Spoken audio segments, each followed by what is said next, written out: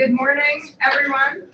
Welcome to our signature sesquicentennial event that has been a long time coming, featuring an amazing international leader in the field of business, in the field of education, in the field of philanthropy, in the field of advocacy. We are very, very excited to have Loida Nicole Lewis with us here today. Ms. Lewis is Chair and CEO of TLC Beatrice LLC, a family investment firm.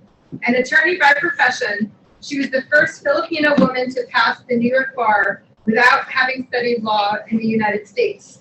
She served for 10 years as general attorney in the U.S. Immigration and Naturalization Services. Mrs. Lewis co-authored How to Get a Green Card. She's the wife of Reginald F. Lewis, the first Black businessman to generate $1 billion in annual sales through his multinational food company. Mrs. Lewis served as CEO and chair after his passing. She is founder and president of the Lewis College in the Philippines, is actively engaged in a number of social, civic, philanthropic endeavors. She has an absolutely beautiful family. And I'm going to share a brief video that highlights some of the specialties of Mrs. Lewis's career, and then I'll introduce our lovely moderator as well.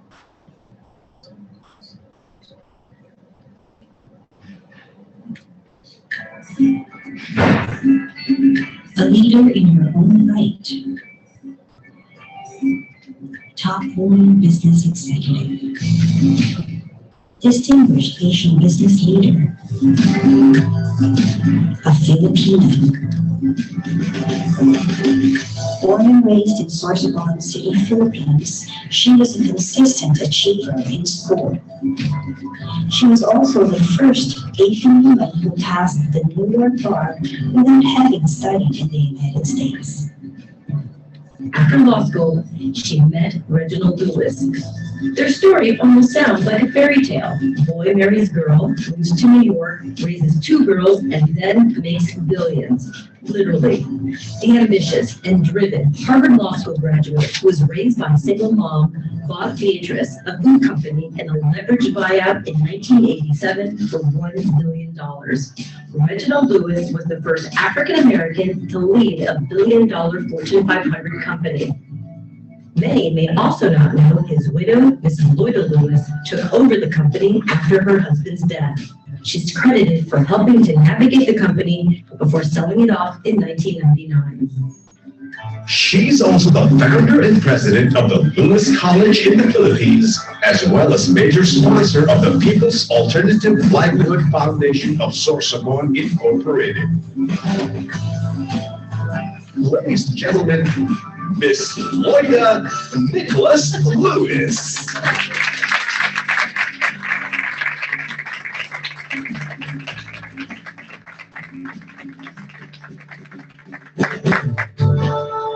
Oh my God, that's amazing. I saw my life pass before my eyes. Yes, thank you, thank you. Thank you very much for your generous introduction. And the video, I didn't, it's a real surprise. Maraming salamat. Thank you. Thank you very much, Dr. Dean, Mary Kay Mathis. And yes, you pronounce it correctly. And thank you so much. Just briefly, as I mentioned, this event has been rescheduled from a previous time, but we're so glad that it happens to fall now during Filipino-American History Month, as well as Women Entrepreneurship Week. And Mrs. Lewis embodies both celebrations so wonderfully.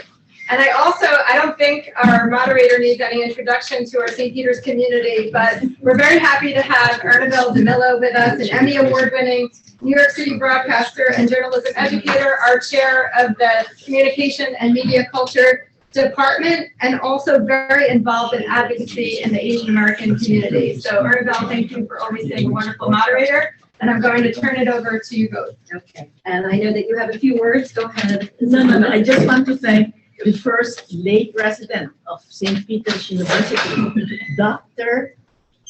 Carnacchia.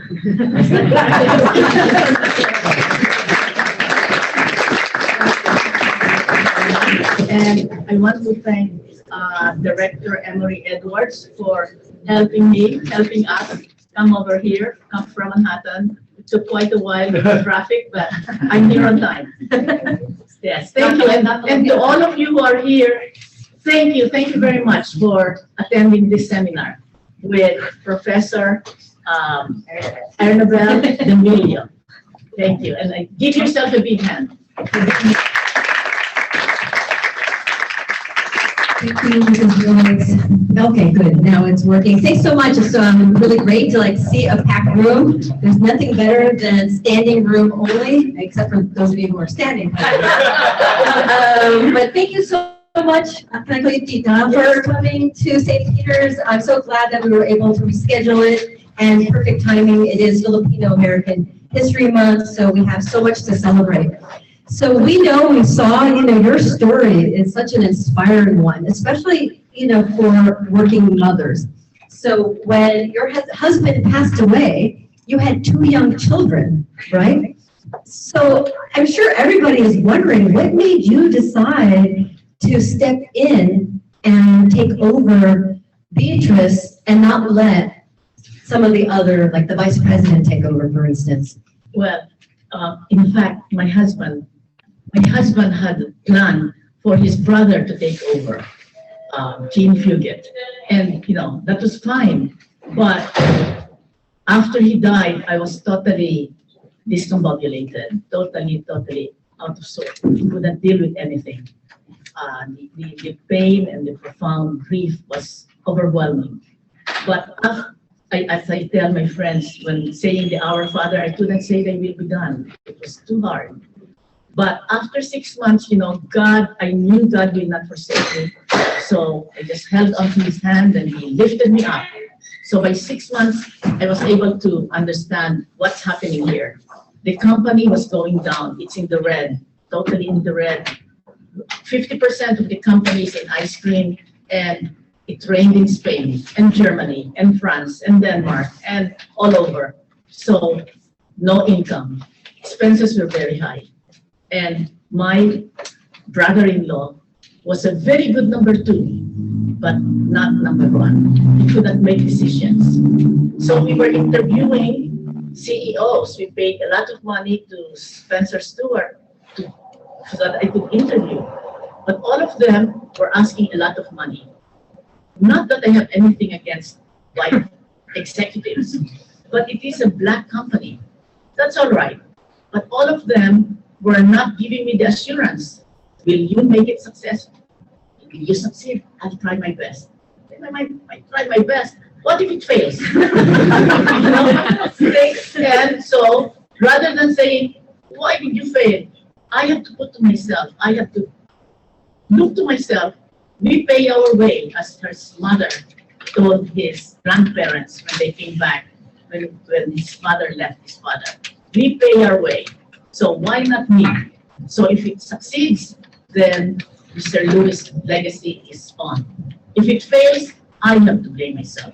That's why I took over. And took over if he did, and it continued to become, you turned it around, became a successful company before you sold it. Okay, can I just say something? All right, for those of you who are earning a living, it's very, very common sense. You're earning, let's say, 1,000. You're spending 1,500, you'll never make it. So the company was bleeding. It was in the red. Our expenses were so high.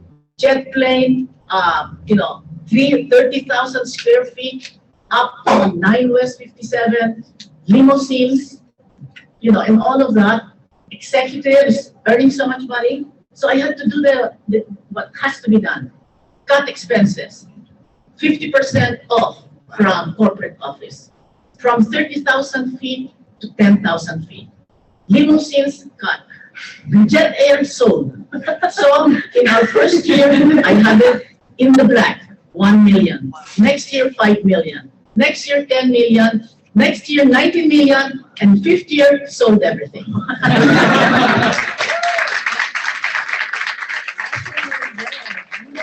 You know how to balance the checkbook.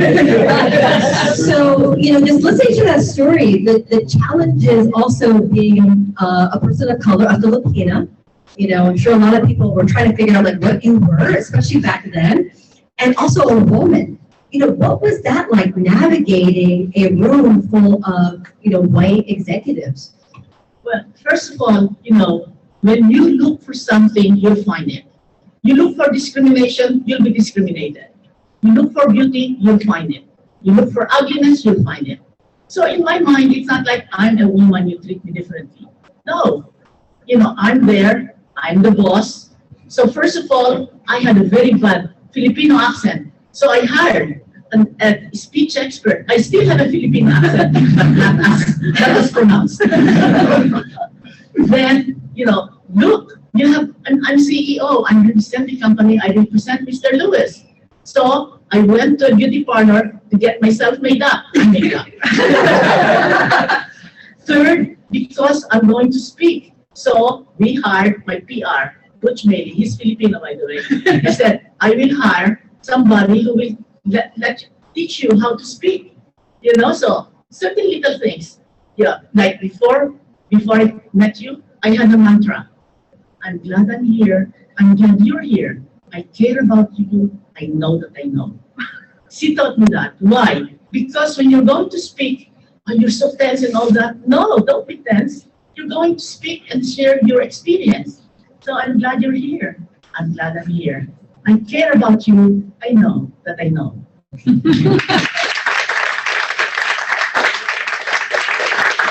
I love all the little takeaways that our students and our administrators can leave with today. So you were, what year were you married to Mr. Lewis? Yes, we met in 68 on a blind date. We get married 6 months later. Why? Because I was here as a tourist. So I cannot stay as a tourist. So he had to marry me. And this was only a year after the Supreme Court, right, barred any laws against interracial marriage, in the United States. What was that like for the two of you living? I mean, you were living in New York where it was a little bit more open, but did you face any discrimination? I know, say you look for discrimination, but did you face any of the challenges, not just in the community here, but in the Filipino community? Yeah, I know. I'm sorry to say, but many Filipinos are racist. Why? Because 350 years we were under the Spanish rule. And what does that mean? Spanish, fair, good. Filipino, dark, no good. And so for 350 years you have that. But thank God I was raised by a father, by my father who was poor. And so he grows up, we were one of the, upper middle class in Sorsogon. And he never taught us to say, don't go with them, they're poor. Don't go with them, they're whatever it is. Because he himself was poor, he taught us you treat everyone equally. That's one. Secondly, as a Christian, we are all equal in the eyes of God. So how could, when we were growing up, I didn't know, went to a public school, but they were all my friends. So it's only later that I find out one of them had only one set of t-shirt. That others were just having bakya, which is wooden shoes. For me, those were all accidents. So I always treated people equally. So when I met Mr. Lewis, I know he was African American, but it didn't matter. He was American. For me, he was American. And when we first met, and I started talking to him about John Lewis, the little that I know of African Nat King Cole, he immediately cut it off. He said, I'm international. And sure enough, 20 years later, he bought Beatrice International Foods. Okay, so it's really how you think of yourself. Many of you are students. It's how you think of yourself. From the very beginning, when he was even 7 years old, he was already thinking, I want to be the richest man in America. So that's very high. But he was very determined. Day by day, he had a goal. And so for you students, always have a goal. Because then that's my goal. Okay? You're in college, freshman, second year. You're thinking about boyfriend, girlfriends. Graduate first. Spoken like a true Asian mom.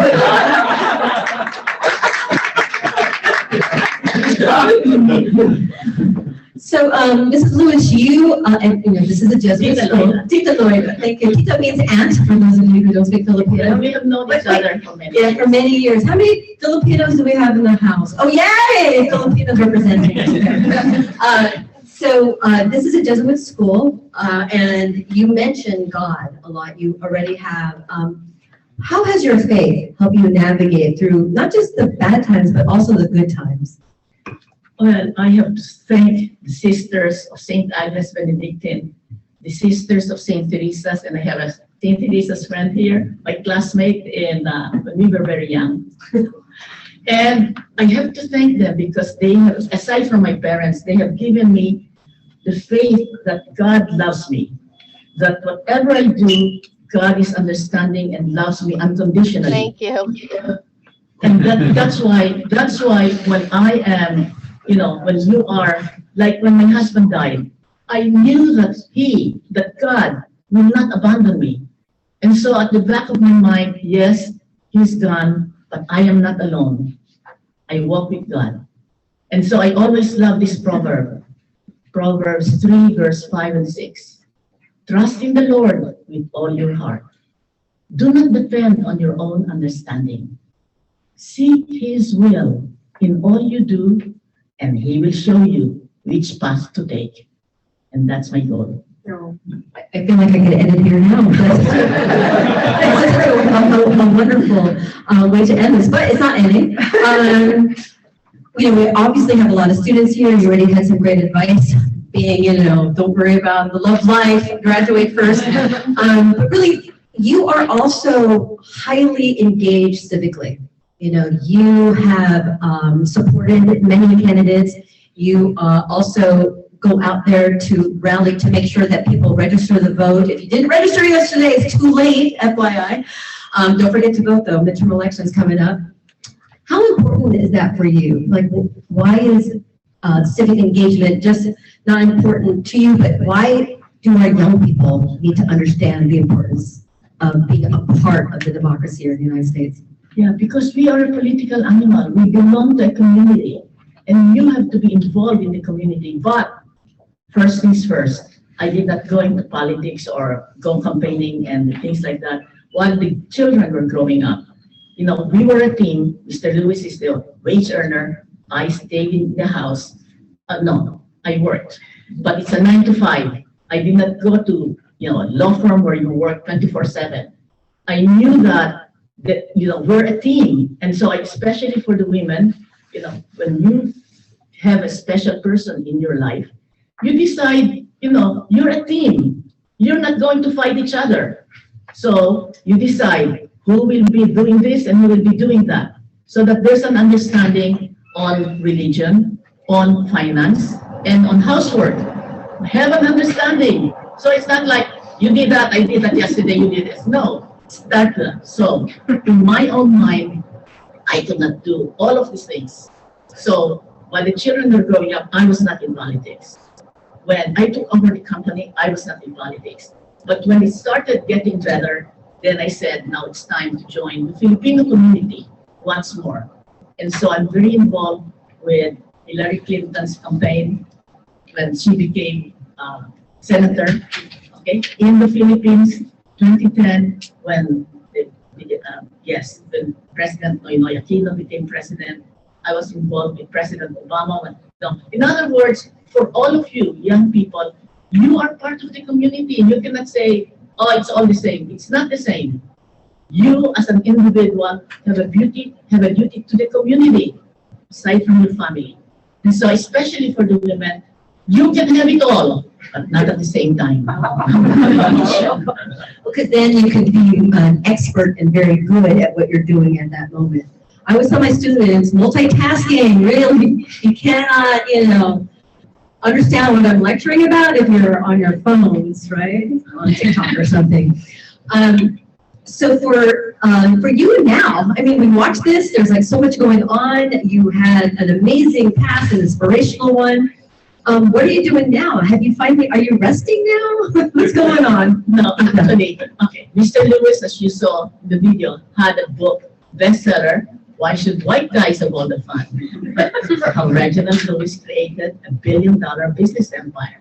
All right? So he did that. 30 years later, I was able to get the same company, Wiley & Sons, to option my book. So I'm writing my memoir, Why Should Guys Have All the Fun?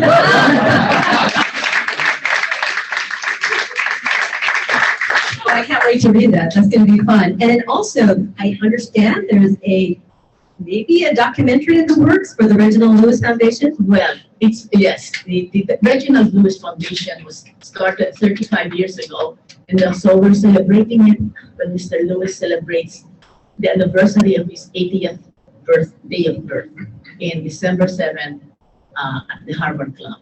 But before that, this year, my daughter, Christina, my younger daughter, was able to get Macro Productions to produce the movie of Mr. Lewis, Why Should White Guys Have All the Fun? So that's why she moved to Los Angeles for that. So that's his. Because, how many people here have heard of Reginald Lewis? It's history making, right? What he did, but a lot of our students don't know. So what do you hope these documentaries, your book, his book, why is it important to know about these, in this case, he is a historical figure. Yes. No, in fact, when he died, he was in the process of writing his book, but it was not finished. So it was my task to have it done. I hired Blair Walker, and he interviewed 100 people. Why is it important? Because he came from very humble beginnings. His mother left his father when he was 5 years old. And so he was raised by a single mother. For 5 years, he lived with his grandmother and his mother and 8 other uncles and aunts. And so when he came in, that's when his mother said, because his grandfather said, "What? Another mouth to feed, bleep, bleep, bleep," curses. And so when he was being brought up by his aunt, he heard his mother say, "Don't worry, Dad, we pay our way." All right. So, in other words, in his mind, those values are being added. And all of his brothers and uncles and aunts were working. So you work. You don't wait for welfare. And the grandmother has, within earshot, as she was working in a white woman's home, cleaning homes, why don't you ask your 6-year-old grandson? No, he's special. So, from early on, he knew that he was special, that he's going to grow up. So for you, especially when you have children, no, don't say stupid you are. No, negative. Because once you say something negative, it goes there. And for those of you who are math, it's very simple. Plus equals plus. All right? Minus equals minus. So why are you going to give to yourself? Why are you going to give to yourself negative things? Oh, I can't do it. Oh, I'm so stupid. What? You say it to yourself and you are. But you say, I'm good. I can do it. I can make it. Then you yourself, you pull yourself up. And you don't know the heights you can reach. Because for myself, I never imagined first that I would be married to a foreigner. Because as Americans said, Americans are foreigners. Okay? Not African American, but to somebody who could go to the very top of corporate America. And that he would die. We were supposed to grow old together, to enjoy our grandchildren together, but it did not happen. That I would take over a business. I reached the income to 2 billion. And that I would have. So for all of you, you never know what you can do until it's there. And when you're there, surround yourself with positive people. The naysayers, leave them. They don't want you to succeed because they're envious. Okay? Anybody negative, just in your mind, not my friend. Did you have a lot of naysayers? Naysayers? No, I left them out. And you also have a great story about Mr. Lewis and Harvard. Didn't he convince them to accept him? 1965, he was graduating from Virginia State University, and that was the height of the civil rights movement. So Harvard Law School Harvard Law School, what do we do best? Teach law. And how many black students are in Harvard? 1 or 2. So what's the best way? Invite the top 5 students of the historically black colleges and universities in the United States and bring them to Harvard Law School, train them, teach them the law for 8 weeks, free, and maybe when they go back, juniors, so they go back a senior and talk about it, and maybe they will be inspired to become lawyers. And what did Mr. Lewis do? He was already a senior, so negative. Secondly, he was, meaning to say he should not have been accepted. So what did he do? Every day, he visited the professor who was taking in the names. He would say, here is my essay. He would say, oh, I got 90 in this. I mean, he would just hound him every day. So finally, he was accepted in. Now, 8 weeks. So what did he say? I will stand on my head for 8 weeks. What does that mean? Meaning he will just do his darnest to work, to study, to speak. And so at the end of the year, the professor himself said, Reg, if you want to have a seat in the class of 1968, you're in. So persistence, tenacity, perseverance, do it. And isn't there now a building at Harvard named after Mr. Lewis? Right. And what did Harvard do? For the first year, when he was coming in, he filled up his application. He never applied, filled up his application. And they asked him, do you need money? Of course, you need money. Because he was, they were very modest. They didn't have enough money. So they loaned him $1,500. And for that, 20 years later, the investment was good because he gave them $3 million. The first African-American to have a building named after him, Reginald F. Lewis International Law Center at Harvard Law School. Wow, that's amazing. You spend most of your life now just making sure that your husband's name is still alive, that he leaves behind a legacy. Does that help you just also feel closer to Mr. Lewis? He's always close. When you love someone, love never fails, love never ends. So I was very, very determined that his book be published. And for all of you, read it because you will be inspired. In fact, I have so many people coming to me. Robert Smith, the first American billionaire, African American, who is in buying equities, meaning to say he was an engineer, he went to Goldman Sachs, he was assigned to handle, the digital world in 1990s before it became what it is now. And so he started on his own buying software. And so he is, he's a billionaire. So he was inspired. Ken Chenault of American Express, Ken Fraser of a pharmaceutical company. Just so many. I read your husband's book, I changed my life. I read your husband's book, I aimed for the top. I read your husband's book, and I shifted careers. And so for me, I knew that would be the impetus why I worked so hard to let him be known.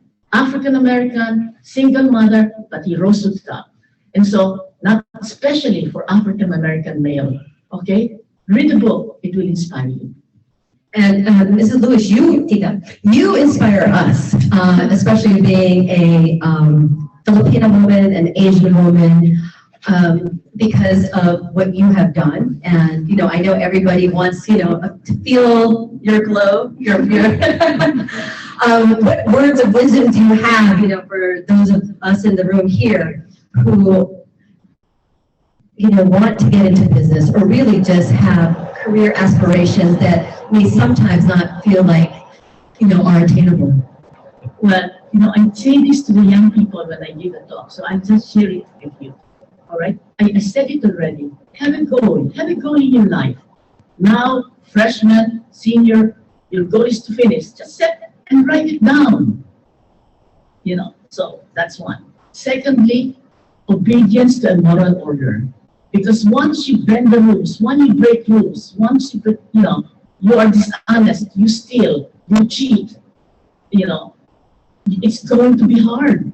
maybe because of that time you cheated in the exam, you got a good grade, but eventually it will catch after you.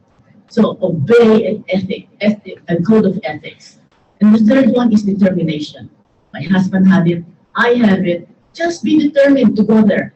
But sometimes things change because I was going to be a nun. I was going to enter the convent, but I was second year law school, and my mother, I listened to my mother, Loida, you need 2 more years. Why don't you finish it? Take the bar. So enter the convent. You can use it because the convent was Notre Dame de Vie. You come in whatever you are. So that appealed to me. So I said, Mama makes sense. Okay? Then I passed the bar in the Philippines. My father said, great, go around the world and come back here and we'll start your political career. Why? Because when I was 9 years old, my father named Loida Theater a movie house so that at the end, when I run for public office, I already have name recognition in the province. So all of those were plans. And then I came to the United States as a tourist and met Reginald Lewis. And then fell in love. So what I'm saying is that you have set your goal, you are ethical, you have integrity, you have determination, but sometimes God gives you another way. So just be true to yourself and you'll get there. So G, goal setting. Obedience and moral order, O. Determination is D. You put them together, it spells G-O-D, God. Because in the end, you've got to have faith. You've got to believe in God. And God loves you and He will help you. Thank you. Thank you. To questions from the audience, I'm sure you all might be curious about maybe something I have not asked. Anyone? Okay. You asked me one question. Have I ever encountered racism? Only once. I was, buying food in the supermarket, and maybe I went ahead of the line, and she was behind me and said, "You little chick." I was so shocked. I said, "Wow, you're going to," I was so shocked, but I couldn't react because that was the first time that somebody it reminded me that I'm Chinese looking. So that's the only time. But otherwise, as I said, don't look for discrimination. Just look at the good in everyone because no matter who he is or she is, they're good. Okay, so that was a Karen that did that to her. Who has a question for Mrs. Lewis? Our students, yes, in the back over there. Okay, and could you introduce yourself also? I am Cheryl Francis, and I majored in accounting. Just recently, I was into a competition, and I was tremendously nervous. I have a lot of self-doubt. Thank God for my professor, who was very, very encouraging. And what mostly gets into the way, how can I get over self-doubt to be much more confident in whatever areas I pursue? Yes. Self-hypnosis? Not so much, but something like look at the mirror and said, I'm good, I'm beautiful, I can do it. Okay? Write it down. Okay? So self-assurance, that's one. And secondly, surround yourself with positive people. Okay? And then when you are really in doubt, Lord help me. Okay? So those are things that I say and I do. And you are the child of God. And our Lord, died for you. So you are valued, you are precious. And so you have to, imbibe those. If it's not there yet, it will come. But you have to tell yourself. Okay? Thank you. Thank you. Who's that Frances? Pardon me? Are you French? No, I'm Jamaican. From the beautiful island of Jamaica. So by asking that question, you took the first step. Thank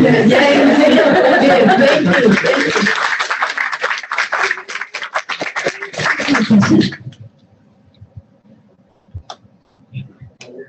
It's the same tenet or principle in life that we my previous wife, that you don't look down upon anyone or discriminate on anyone. because the destiny, only God knows the destiny of anyone. Thank you. Dr. Kim is a very good friend, and he's a doctor, and very successful, and he is the fiancé of my best friend, Angie Cruz. Oh. Dr. Angie Cruz. Thank you. Thank you for those words of wisdom. Thank you. Who else has a question? Any of the students? Here you guys get extra credit if you ask a question. No other questions to ask Mrs. Lewis about her kids? I just have a business question about the amazing success in cost cutting and generating profit over a few years. What were some of the struggles or challenges throughout that time?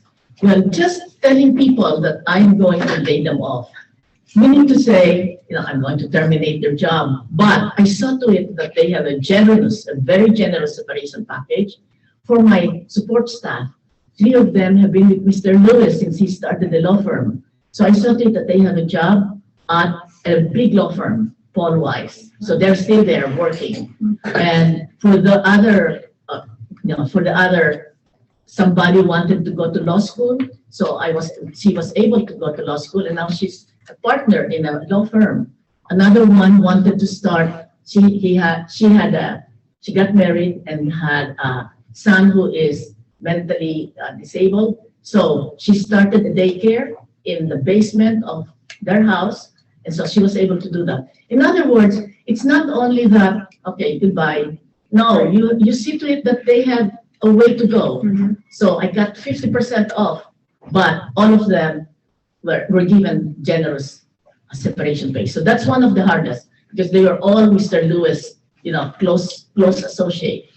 The other one is looking at the balance sheet. As I said, there were managers whose balance sheets were, not earning profit. First quarter, second quarter, third quarter, fourth, one whole year, you can't make it successful. So I was almost going to fire a manager. And then our COO, Chief Operating Officer, said, Loida, that year was terrible for ice cream. But the past years that he has been manager, he's been very good. So I kept him. The other one was, again, a whole year negative. I said, he's new. We created a vacuum company in the south of France. Top of the line, but he's not making money. So I said to, his manager in that Belgium, I don't think he can make it. So I had to let him go. So in other words, you have to have wisdom to see not only that moment, but also the background. Does this person have that capacity to continue? But if not, you've got to let him go, because otherwise the company suffers. And that's the difficult thing about business. You've got to have a successful business, but you must also be able to take the down lows, because in business there will be down lows, down, and then there will be up. So you've got to have a strong stomach if you want to be in business, and you've got to work 24/7, especially if it is a startup. So what is for those business students, don't do a startup. 90% fail. 90% fail. So why are you going to bet on the 10%? Buy a business, buy a franchise, buy a flower shop that you've been buying flowers. The man is getting old, 65, children do not want to take it. Tell him, do you want to sell it to me? Installment payment? You never know. Okay, so that's my advice. I think someone did that on Vernon Avenue with the flower shop. Anyway. Was there any resentment or like an attempted coup, like to push you out because of all the cutbacks? Because, when people are living in this fear of losing their jobs, sometimes, they take drastic measures. Did you ever worry about that, or people turning against you? Well, when I came in, stockholders, one of our major shareholders are the Drexel Burnham Lumber, Mike Wilkin and his group. And when I was just coming in, they wanted to take half of the company. Not that he didn't take it, because one thing Mr. Lewis decided, see to it, we had 51%. So we had majority shareholding. So that if any of my board of directors didn't want to follow me, I kicked them out. I didn't. Because they were all following me, following my direction. So they saw that in my first year, I was doing all the right things. So my second year, they voted for me already. Third year, fourth year, fifth year. So did anybody want to go? If you do the right thing and your people are with you, why would you have a coup d'etat? So just do the right thing. Know the business, know where you're going, and then execute. It's impressive, because, we're talking about, it's not like a small business, we're talking about billions of dollars here, so a lot of money was at stake, which makes the story even more incredible. Okay, I'm gonna bring it back up. Yes, we have a question there in the middle. What are your kids doing now? Yes, I have two girls. They are, my eldest girl was an actress. She was an MFA in UCLA as an actress. And she did create a one-woman show because when she was listening to this woman who was saved from the massacre in Rwanda, during the massacre, by being hidden in the bathroom 3 feet by 5 feet, together with 7 other women and survived, she was inspired. And so because of that, because of that, she made a one-woman show. And that's also the reason why she and her husband adopted 2 babies from Rwanda. They're now 17 years old. Okay, so that's now she's, because of the George Floyd and because she is the daughter of, a very successful African-American, she's changing her career to being a financial advisor. So she has created multi-generational Black. Why? Because the statistics show that 3 generations, the largest number of 3 generations of poverty are in the Black community. So, we have to raise that racial wealth gap. My second daughter is a journalist. Both of them, by the way, graduated from Harvard cum laude. Proud Asian mom. Yes. Okay, so the second one worked for Wall Street Journal. She was a journalist. But when Murdoch took over, changed the policy, so she quit. She got married and she started a not-for-profit training Black and brown men, young men, high school, how to code. Why? She attended a technological conference, 2000. She was the only Black. The others were Indians, okay? But she was the only Black, so she said, what's this? Technology is going to, as you all know, it's way, way up in market share, in net worth. So if the Black community are not there, the gap is going to go wider. So she started All-Star Code, training Black and brown men how to code. And so for those who have graduated, they immediately are graduated from college where their major or minor is computer science, immediately 75,000 a year, 100,000 a year, 125,000 a year. So that's my younger daughter. So I'm glad that they are pursuing something that will benefit the community. Thank you. They're inspired, obviously, by their mother. By their father. And their father, yes, because he's always watching. That's a good question. Over there. Did you ever just want to give up? Did you ever feel, was there ever a time where you wanted to give everything up? Never. Not give everything up. When my husband was suffering from cancer, almost I was praying to God, if you have to choose me, because I'd rather heal it. So that's the only time. And you were in mourning for 6 months before stepping in, right? Yes. Mourning in the sense that I really couldn't get my head together. I was just totally out of it. But, as I said, the sun will come up tomorrow. So little by little, by prayer, help from friends, I was able to get myself together. And it took me 6 months to say, what do I have here? The book, the company, well, of course, my girls. So But even when I took over the company, I saw to it that my mother-in-law, mom, Mrs. Fugit, mother of Mr. Lewis, would stay with my girls so that there's always a family member with them. So, just sense of values. Thank you. That was a very good question. Any other questions from the audience? How did you balance having, boarding your kids and a business, all together? How did you balance all? Did you work long hours? Yes, I did. In fact, that's why I had to let go my secretary, my executive assistant, because she got married. She had this son who's, mentally. So I was working very hard. And by that time, my children were still growing up. Leslie was in college. My younger daughter was in middle school. Yes, in fact, made a little bit regret, because my younger daughter says, I raised myself up by myself. So that meant that, I was less attentive to her. Okay, so that's why I'm saying sometimes you've got to, what is important. And I chose that my husband's business should succeed because that was his life. So, not perfect. But then you eventually sold it and were able to step back.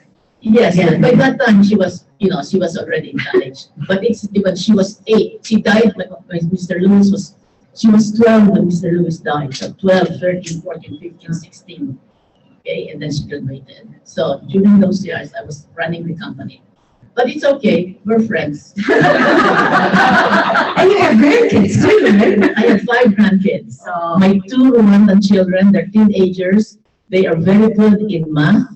The younger one, Savila, is very good in memory. She said, she started to, is it Rodel? There's something in the book where you touch something that is a country. And then somebody asked her, do you know the capital? And, in 1 week, she knew the capital of all the 120 countries in the world. So she said she's going to be a doctor. So that's my older daughter. And my younger daughter has 3 children, 10-year-old Calvin, 7-year-old Sasha, and 2-year-old Macy. And they are just a joy. So I tell my friends, grandchildren is the gift of God for having survived my daughter. That's great. So we have time for one more question before wrapping. Yes? How did you get involved with all the Filipino communities around after that time, aside from all your business ventures and stuff like that? Well, yes, as I told you, I did not go into the Filipino community until after I have sort of succeeded in the company. In 1998 was the 100 years of the Philippine Independence Day. So at that time, the Philippine Consulate asked me to become the Grand Marshal, and that's when I started to go back to the Filipino community. And I've been there ever since. Yeah, now you're very involved. I'm very involved in the sense that, I support, if it's worth supporting, I support financially with the Reginald and Lewis Foundation, and also very active in the campaign. I am dual citizen, meaning I'm American, and then in 2004, because again, my classmate told the Senate President then, who is my colleague in the university, Loida had to give up ownership of the school because I'm an American, and Americans can only own 40%, not majority, of a financial institution, communications, newspaper, television station. And so in 2004, the Philippine government gave back to Filipinos who became naturalized by other countries, gave up the right to take back the Filipino citizenship. So I'm Filipino-American. Truly Filipinos, truly fan. So thank you so much, Mrs. Lewis. This has been incredible. I feel like we all have been inspired, right? So another round of applause.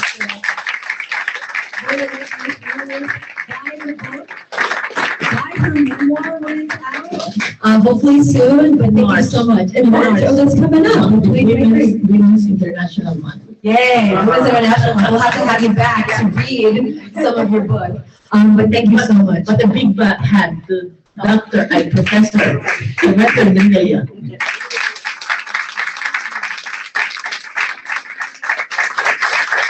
And thanks to the business school and to all the folks who sponsored today's event. And thank you all for coming and for standing back there. Yes.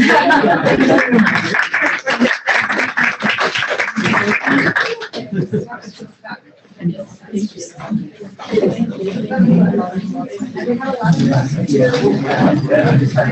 Students, this is a sign-in sheet here for my students. This was my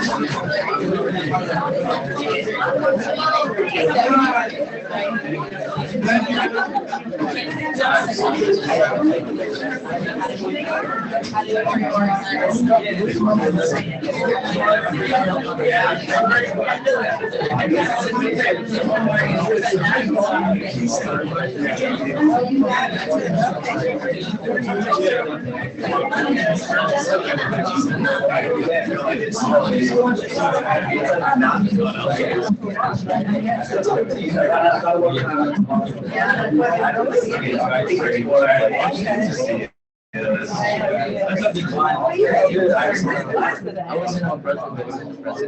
was surprised.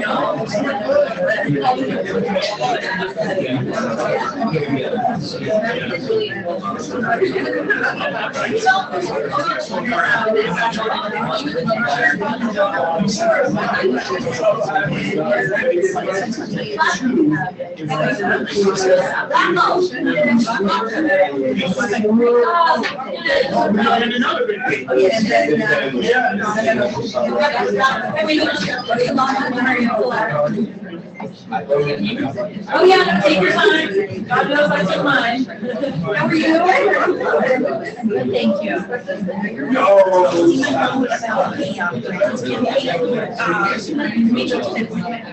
Okay, so next speaker is probably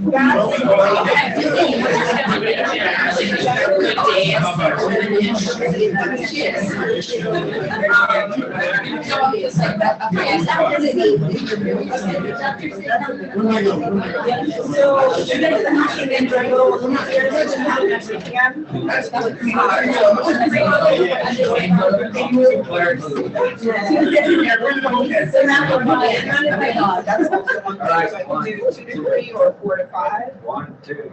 Let's do 4 to 5. Thank you. You want to get back to the office? Okay, perfect. And yeah, we'll work. Go get them and go. An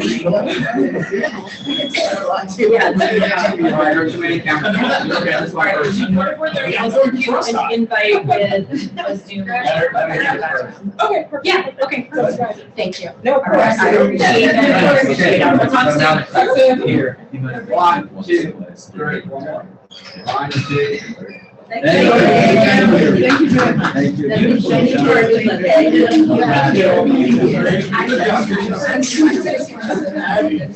It's so inspiring.